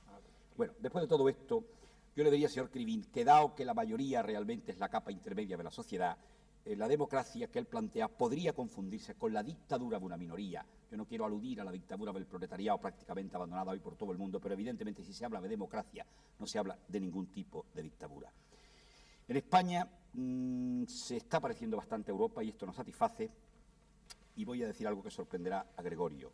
Las elecciones generales y las municipales en votos populares, en número de elegidos, en ambos casos ha sido la que ha obtenido la mayoría, UCD. Sin embargo, el fenómeno de que en las poblaciones mayores ha obtenido mayoría la izquierda, sobre todo unida postelectoralmente, ha ocurrido en España en el 79, pero en Francia ocurrió en el 77 y en el 78 ganó la posición giscardiana, chiraquiana. Y en Inglaterra, el mismo día, triunfa el Partido Conservador en las generales y en las municipales triunfa en cierto modo el Partido Laborista. Es una prueba más de que nos inscribimos en la Unión Europea, lo cual a los que aspiramos a incorporarnos a la Europa occidental nos complace sobremanera. Vamos a... Una pregunta, por favor. Tres preguntas. Cribín, por favor, Cribín. No, vamos a repetir las cuestiones, pero es que hace mucho tiempo que el señor Karasek quiere hablar y democráticamente vamos a concederle la palabra. Señor Cribín, usted quería plantear tres preguntas, pero nosotros todavía no hemos discutido una cosa que dijo usted antes y que yo quiero distanciarme mucho más de lo que lo he hecho hasta ahora de usted. Usted, en un sentido muy peyorativo, ha hablado de las democracias llamadas burguesas en las cuales vivimos. Usted distingue entre los obreros y los capitalistas. Yo me distancio de la democracia a la que usted alude, tanto si es democracia en sentido maoísta o stalinista o cualquiera. Si usted habla del sometimiento de la izquierda en la democracia burguesa, y diciendo que limita la libertad de expresión, etcétera, y que emplean estas democracias demasiado tiempo en los medios de comunicación en su propia defensa, quería preguntarle, bueno, ¿en qué país comunista hay una libertad de expresión? Porque yo he viajado por todos los países comunistas y ahí no hay ni partidos que puedan expresar su opinión, tampoco hay una prensa libre, que es un elemento muy esencial de la democracia. Y en las dictaduras comunistas tampoco hay libertad individual.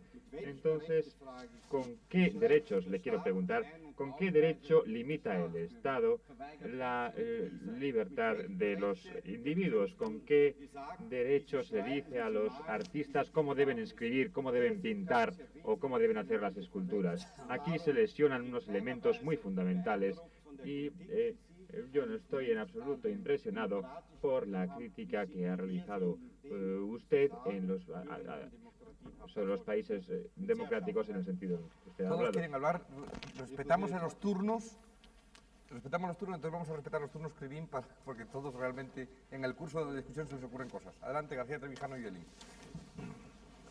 Creo que tenemos que entrar a fondo en el tema que interesa en España. Procuren ahora entrar a fondo porque tenemos como un cuarto de hora máximo antes de pasar a las preguntas de los espectadores. Si antes he intentado una definición de la democracia tan mínima a la que el señor Cribín ha respondido hablando de los contenidos materiales de la democracia, cosa que yo no excluyo porque advertí que me situaba en el campo de la democracia formal y que los demás no han contestado, salvo Antonio Jiménez Blanco, que la considera, acepta la definición que he dado de democracia, pero que la considera demasiado formal, es decir, demasiado mínima, tiene que haber algo más. Pues bien, yo quiero decir clara, netamente, que esas tres notas de democracia formalmente mínima e indispensable no se han cumplido ninguna de las tres en España. Y por tanto yo no considero al Estado actual español un Estado democrático. Voy a decir por qué, las tres. A pesar de que el portavoz del partido del gobierno considera que la definición que yo he dado es demasiado pequeña para la democracia. Yo lo sabía. Por eso me sitúo no en el campo del sistema marxista, me he situado en el campo de Occidente, formal. Y en ese campo digo que el sistema político español no es democrático. No por sus contenidos, no por las razones que ha alegado el señor Cribín, no porque no haya derechos reconocidos, sino formalmente las reglas de juego no son democráticas. Primero, dije que la característica fundamental de la democracia frente a la dictadura es que la democracia no se juzga por los resultados, sino por el procedimiento. Por tanto, el resultado actual, que termina con el periodo de transición, por eso estoy yo hoy en la televisión, porque ha terminado el periodo de transición, ese resultado, la Constitución, no ha sido obtenida por métodos democráticos. Por tanto, si el principio es que la democracia solamente se puede admitir como resultados buenos los que, según el procedimiento, el mejor procedimiento, yo digo que la elaboración de la Constitución, las elecciones del 15 de junio, todo el procedimiento que ha llevado la transición a la Constitución no ha sido un procedimiento democrático, ya que el procedimiento democrático se caracteriza por una legitimación del poder ascendente, de abajo a arriba.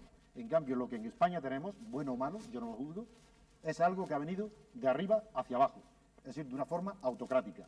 La legitimación del poder, que da las libertades, que da los decretos, no ha sido desde la base hacia arriba, sino que ha sido desde la cúspide hacia abajo.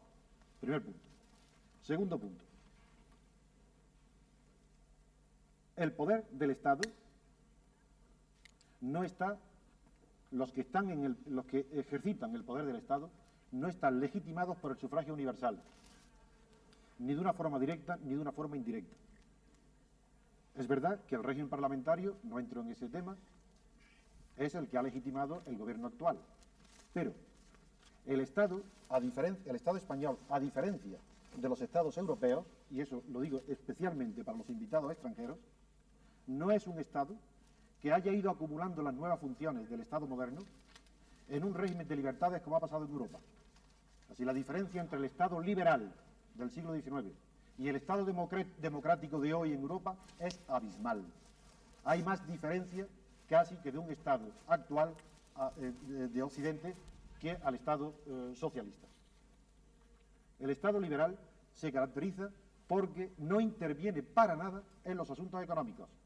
Es el laissez-faire. La regla que respeta el Estado liberal es la oferta y la demanda, el mercado libre, la economía de mercado. Y eso quiebra de una manera definitiva en la historia con la Gran Depresión de los años 20. Y esa quiebra del Estado liberal definitiva provoca tres reacciones en el mundo. Una hacia la derecha, Mussolini, luego confirmada por Hitler, la solución del Estado totalitario fascista. Otra por la izquierda, la solución leninista, y otra por el centro, la solución de Roosevelt en Norteamérica, que hizo compatible la libertad con la intervención del Estado en la dirección del proceso económico. A partir de ahí, el Estado español, bajo la dictadura de Franco, asume y toma todas las funciones que en Francia, en Alemania, en Inglaterra, bajo la libertad, han ido también acumulando esos estados para poder responder a las necesidades de las funciones sociales, culturales y económicas productivas del Estado. Hoy el Estado español, como cualquier Estado europeo, es el primer productor de la economía, el primer consumidor, el primer patrón, el primer asegurador, y esas son funciones que no tenía el Estado liberal. Pues bien, todas esas funciones están en el estado de la dictadura de Franco. Y esas funciones, estando ahí, están ejercidas en la Seguridad Social, el INI, todas las grandes corporaciones públicas, se ha cambiado el gobierno, se ha legitimado un gobierno, pero el Estado como tal, la maquinaria del Estado, la dictadura, no se ha formado como en Europa. Y eso no ha sido legitimado democráticamente.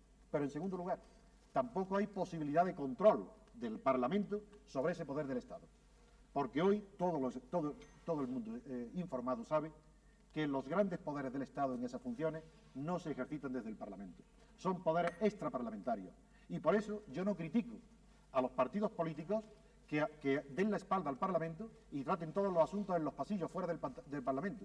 Es que si no lo hicieran así, no podrían funcionar, porque el Parlamento no puede controlar hoy las funciones del Estado. Y en ese sentido le doy la razón total a don Emilio Romero al decir que el régimen parlamentario es un régimen anacrónico. Sí, donde está el error es que se confunde democracia representativa y régimen parlamentario, que son dos cosas completamente distintas. El régimen parlamentario es una de las formas de la democracia representativa, pero no la única. En primer lugar está el presidencialismo, que tiene tantos títulos para ser representativo. Hablo del presidencialismo democrático, no el de Napoleón III, que tiene tantos títulos representativos como el régimen parlamentario y, sin embargo, como en Norteamérica, como en Inglaterra, como en Francia, y sin embargo es una democracia de tipo presidencialista y no de tipo parlamentario. Por eso el Parlamento en España no puede funcionar, porque si funcionara sería el caos. Es para que el régimen parlamentario y la monarquía parlamentaria en España dure, es necesario que el Parlamento no funcione y que sea una ficción ritual para aplaudir, para ratificar, pero que todos los asuntos importantes se traten fuera del Parlamento. Esto es lo que quería decir.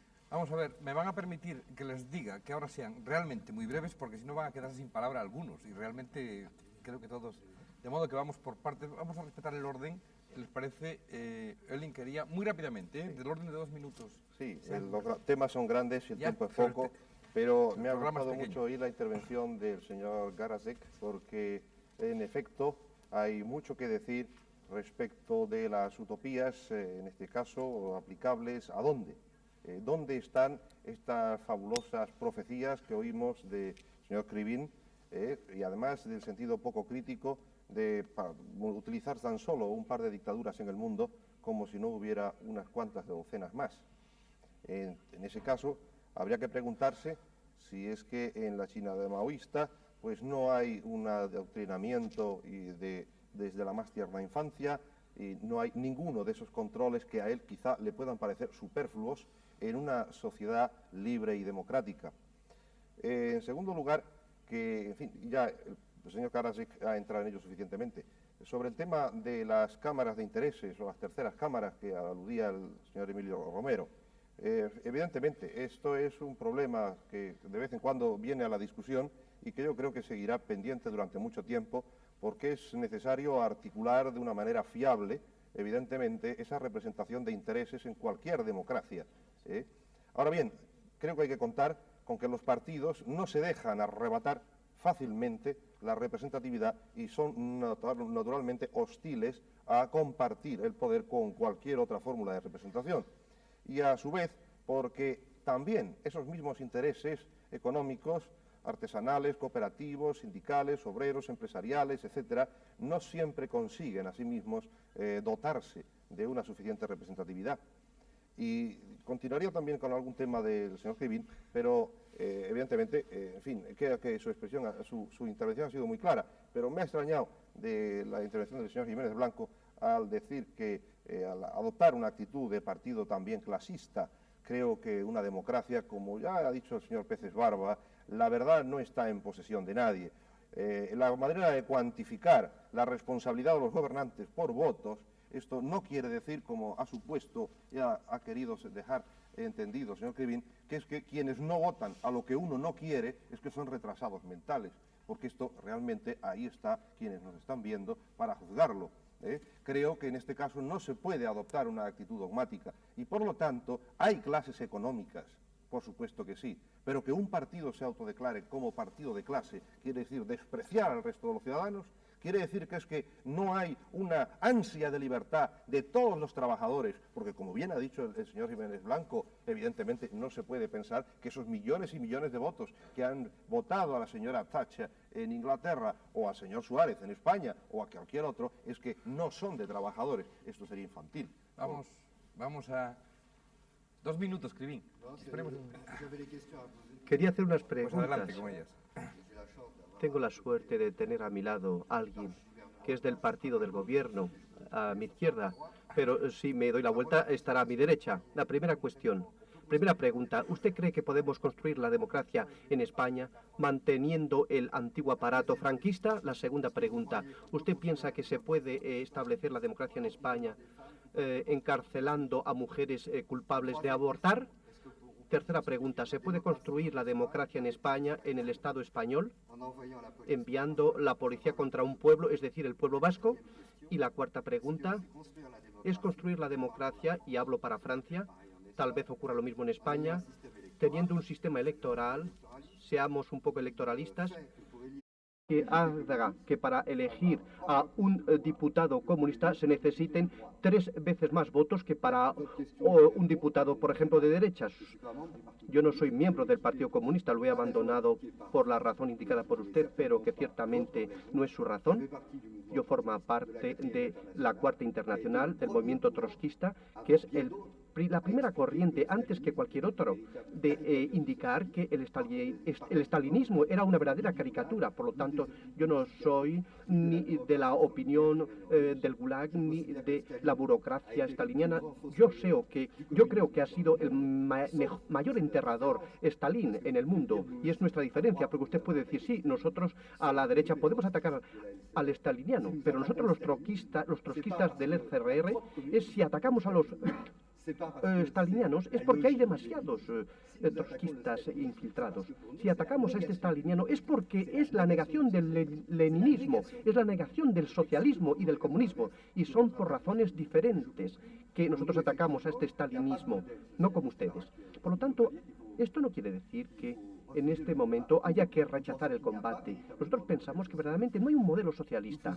Nosotros tal vez hagamos profecías, pero pensamos que son únicamente los conservadores los que nos sueñan para luego llegar a concretar las cosas. Nosotros pensamos que existe una realidad ahí que vemos, que tenemos, que no es la democracia, tampoco lo es el fascismo, ni la democracia burguesa o staliniana. Y la única democracia auténtica impone el poder de los trabajadores, impone una sociedad desprovista de la explotación del hombre por el hombre, y a partir de ese momento una construcción que ciertamente llevará tiempo, pero que tendrá los medios necesarios para que los trabajadores tengan verdaderamente los medios para construir una sociedad socialista autogestionaria. Si es posible al mismo tiempo, Antonio García Trevijano y al señor Crivín, creo que será difícil. Primero, en el año 1975 y el 76 estaban por la ruptura, no solo los partidos de la izquierda o de las izquierdas, sino toda la oposición democrática, incluida la no marxista.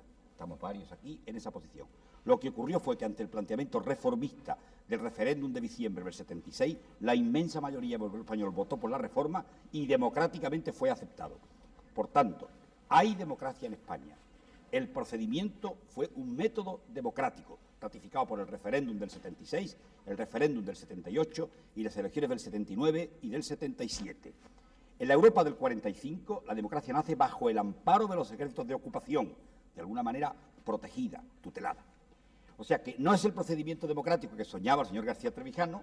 La transición ha terminado, aparte de porque está aquí el señor García Trevijano, que creo que podría haber estado antes también, por muchas más cosas. El hecho es que me complace que el señor García Trevijano reconozca que la transición ha terminado y realmente no ha habido ruptura. Lo que también me agrada es ver que sigue muy unido en el afecto al señor Calvo Soler y ahora también es partidario del presidencialismo. Con respecto al liberalismo moderno, desde Stuart Mill o desde Friedrich Naumann, es infantil pensar que es un liberalismo del laissez-faire, laissez-passer, y hoy el liberalismo tiene un contenido social evidente.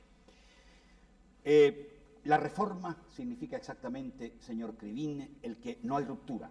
Entonces este país, que había tenido demasiadas rupturas, optó por un sistema distinto, en el que por vez primera en la historia, desde hace muchos siglos, desde Felipe II, no hay españoles fuera de España, no hay depuraciones, no ha habido más cambios que los que el tiempo da, y nos sentimos orgullosos de asumir todo, por vez primera, la historia, nos guste o no nos guste. Esto es un problema interesante y yo creo que es un motivo de satisfacción para todos, aunque no fuera el punto de partida de muchos de nosotros en un momento dado.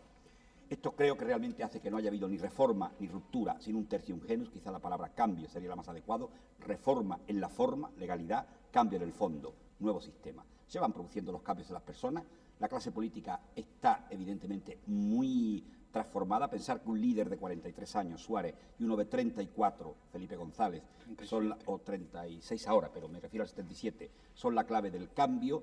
Pensar quién hay en el Parlamento y decir que la clase política como tal no está cambiada. Pensar que el aparato franquista continúa en la forma en que lo dice el señor Crivín, creo que es injusto. Se ha partido de que por primera no haya ni purificaciones de la de Fernando VII, ni depuraciones de 1939, ni exiliados, ni presos por razones políticas, y esto para nosotros es más válido que esos conceptos un poco formales de viejo aparato franquista.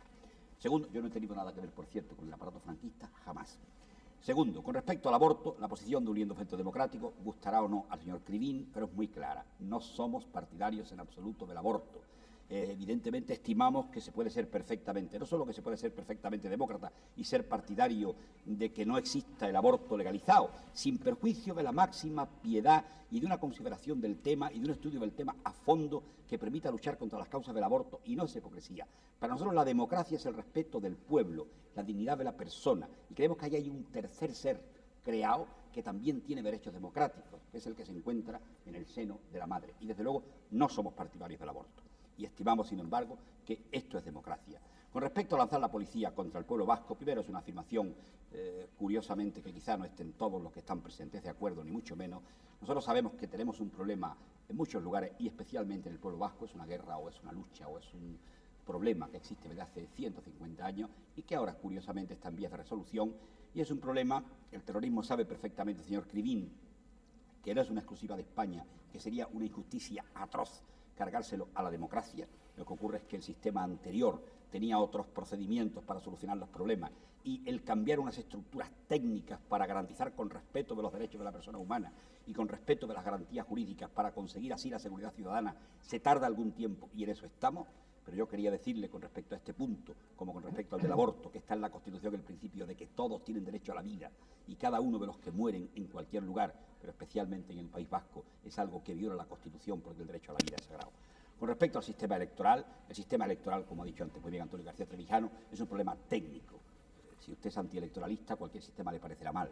El sistema proporcional fue el sistema que patrocinó precisamente con enorme interés el Partido Socialista. Y la actual ley electoral, que han aceptado todos los partidos, que está en la Constitución en una transitoria, por consenso de todos, Partido Comunista, Partido Socialista, UCD y Alianza Popular, entonces, en cuanto votó a favor de la Constitución, o los que votaron a favor, es un sistema electoral proporcional, con sus ventajas y sus inconvenientes, pero es el sistema que tuvo mucho interés el Partido Socialista mismo en que fuera constitucionalizado como tal sistema proporcional. El sistema, y luego la técnica será un tema que discutirá y aprobará el Parlamento. Y el Partido Socialista Obrero Español, como Unión Centro Democrático, estoy seguro, como Coalición Democrática y como el Partido Comunista, aceptarán, estoy seguro, el criterio de la mayoría del Parlamento. Señor Pérez Barba, va a haber pocos minutos porque hay el riesgo de que se corte el programa, de modo que muy rápidamente. Espero que no se corte en el momento en que habla la oposición porque sería muy mal visto. Sí, pero no depende ya más que de cuestiones técnicas. Estábamos advertidos, que hable el último, que tiene más estamos advertidos del principio. Pérez Barba y Emilio Romero, que son los que faltan. Voy a hacer tres observaciones, de más próximo a más lejano. Voy a empezar lo más próximo, si el señor Clivín me lo permite, por él. Yo creo que hay una coincidencia importante, que es la coincidencia en esa imaginación de futuro y en esa utopía de que habrá alguna vez, como dice un poeta español, un día en que en este mundo exista libertad, de verdad. Y esa utopía, que es la lucha de los socialistas, se hace poco a poco, la revolución de lo cotidiano cada día. Yo no estoy de acuerdo con que se ponga al mismo nivel, amigo y compañero Clivín, al estalinismo, al fascismo y a lo que usted llama la democracia burguesa.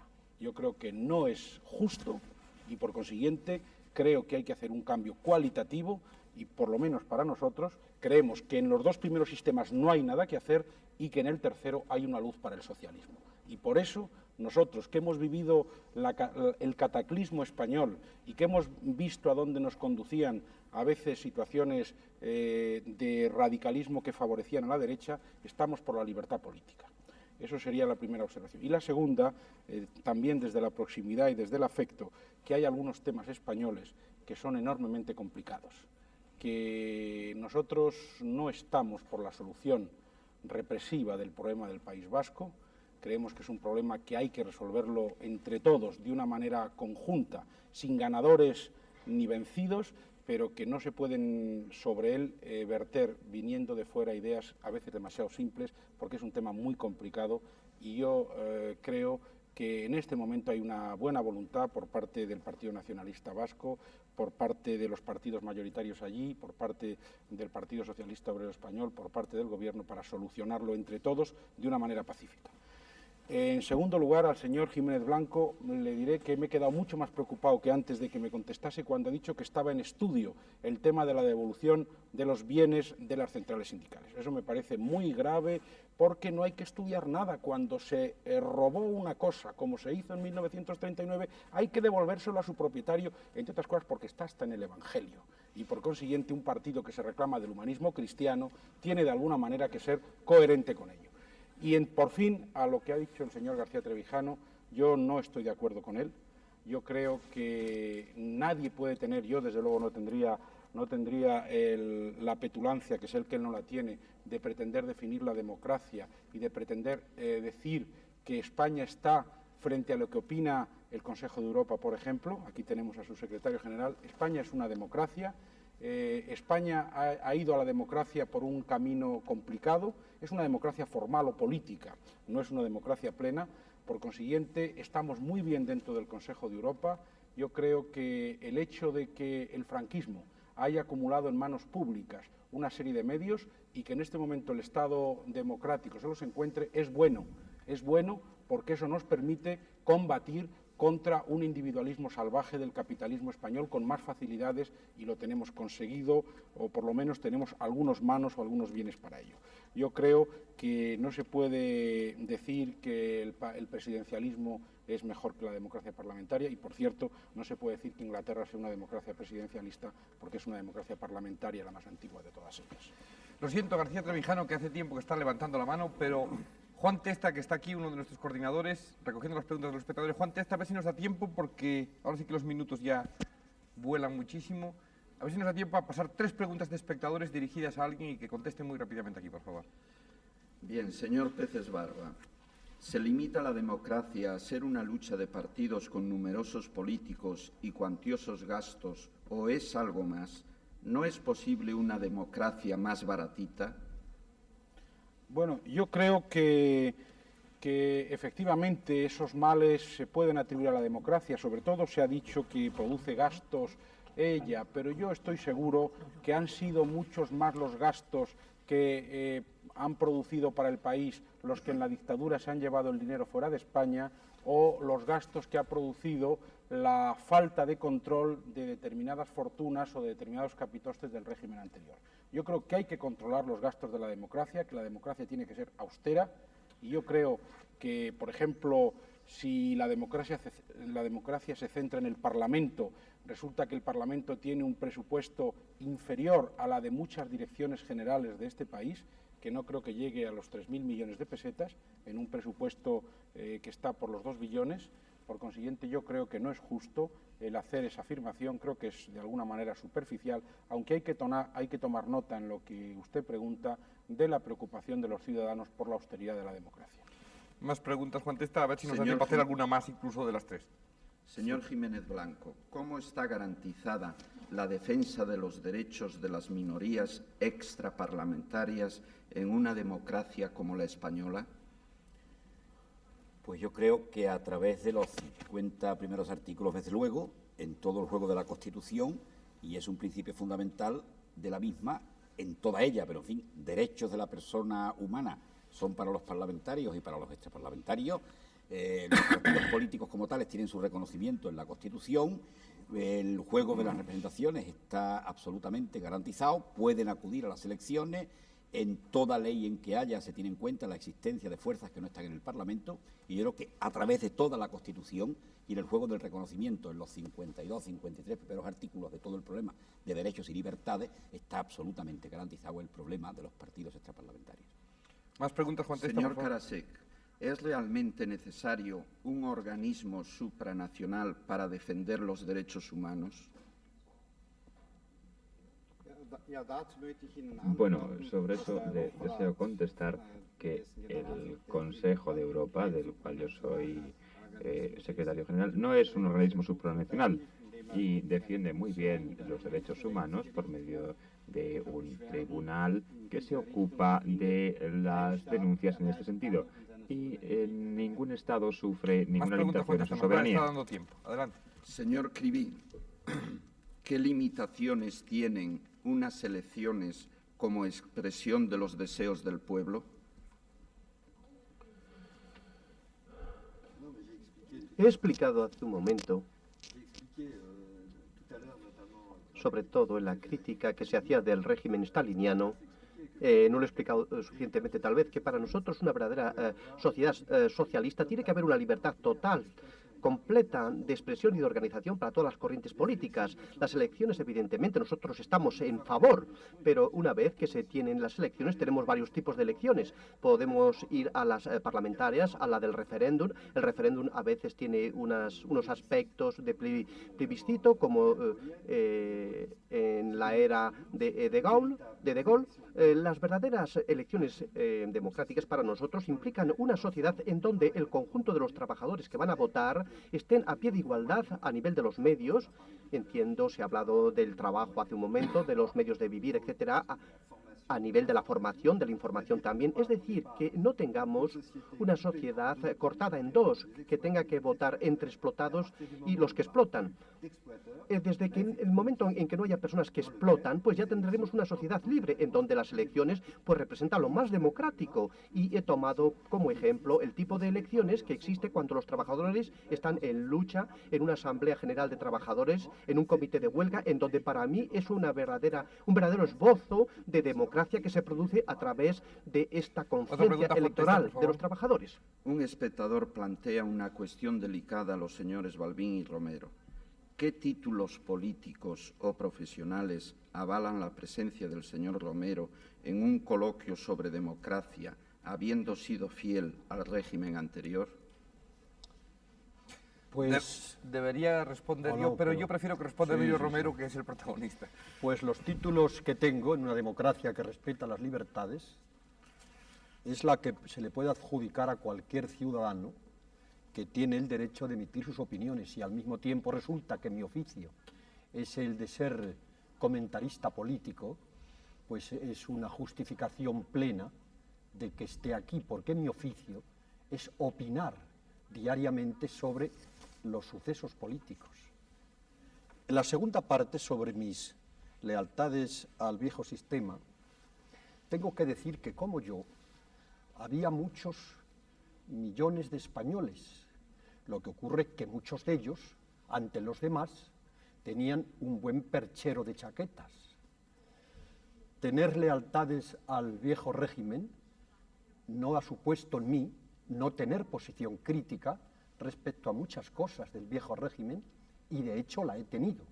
Lo que pasa es que no quiero decir cuáles han sido mis episodios en el viejo régimen por sostener la actitud crítica, porque no quiero obtener credenciales baratas por ese medio. Pero lo que sí es verdad es que me gusta la libertad como escritor y que estoy legitimado ahora mismo para opinar lo que me dé la gana. Bien, pues aparte de su defensa que ya ha hecho Emilio Romero, en cuanto a la nuestra, viene a completar la explicación que dábamos al principio, y es sencillamente que aquí no podemos tener todas las semanas solo a los partidos políticos parlamentarios, que ya serían 5 plazas, más un representante de la Administración, ya sería 6, más si queremos saber un poco lo que se hace en el extranjero por comparación, ya serían 7 o 8, y evidentemente siempre serían los mismos. Y creo que la realidad social es muchísimo más rica, que hay los estudiosos, hay las víctimas, hay los protagonistas, hay los testigos, hay el mundo de la cultura, etcétera, y eso procuramos que vaya combinándose todas las semanas. Última pregunta, Juan Testa. Señor García Trevijano, ¿cree usted que ha contribuido de alguna forma al establecimiento de una democracia en Guinea Ecuatorial? No, de ninguna manera. Ojalá tuviese yo la oportunidad de que me invitasen en televisión para dedicarle el tiempo que merecía a una explicación histórica que debo al pueblo español y que hasta ahora no he podido darla porque me negaron toda posibilidad de comunicación. Apoyé, defendí y hice una constitución de independencia para Guinea completamente democrática. Esa constitución jamás estuvo en vigor en Guinea y no he tenido ninguna participación nunca, ni directa ni indirecta, en ningún tipo de asesoramiento sobre los métodos, el procedimiento, el sistema político imperante en Guinea Ecuatorial. Vamos a despedirnos diciendo que a ustedes no se les escapa, y alguna de las preguntas que nos han planteado los espectadores lo reflejaba, que aquí falta gente y, por supuesto, según las ideas de cada uno de quienes nos está escuchando, de ustedes, puede sobrar alguno también, eso no obsta. Pero lo cierto es que el sistema de selección es arduo, es difícil, hay grandes discusiones previamente en el equipo de la clave, pero los periodistas que han querido trabajar en alguna de las reuniones con nosotros son testigos de que se hace de la manera más limpia posible. Hoy, por ejemplo, es notorio que falta entre los partidos el Partido Comunista de España, que ha estado representado otras veces, pero hoy falta aquí, y era precisamente por esta falta de sitio. Procuramos ir alternando la presencia de los partidos, y la próxima semana, por ejemplo, el Partido Comunista de España sí va a estar representado por el propio Ramón Tamames para hablar del negocio del suelo. Por lo tanto, a ustedes siento que este debate no sea un debate parlamentario o que no dispongamos por lo menos de más horas, pero ya habrá ocasión de seguir hablando de variantes de este tema, y a ustedes muchas gracias por su participación y hasta la próxima semana. Buenas noches.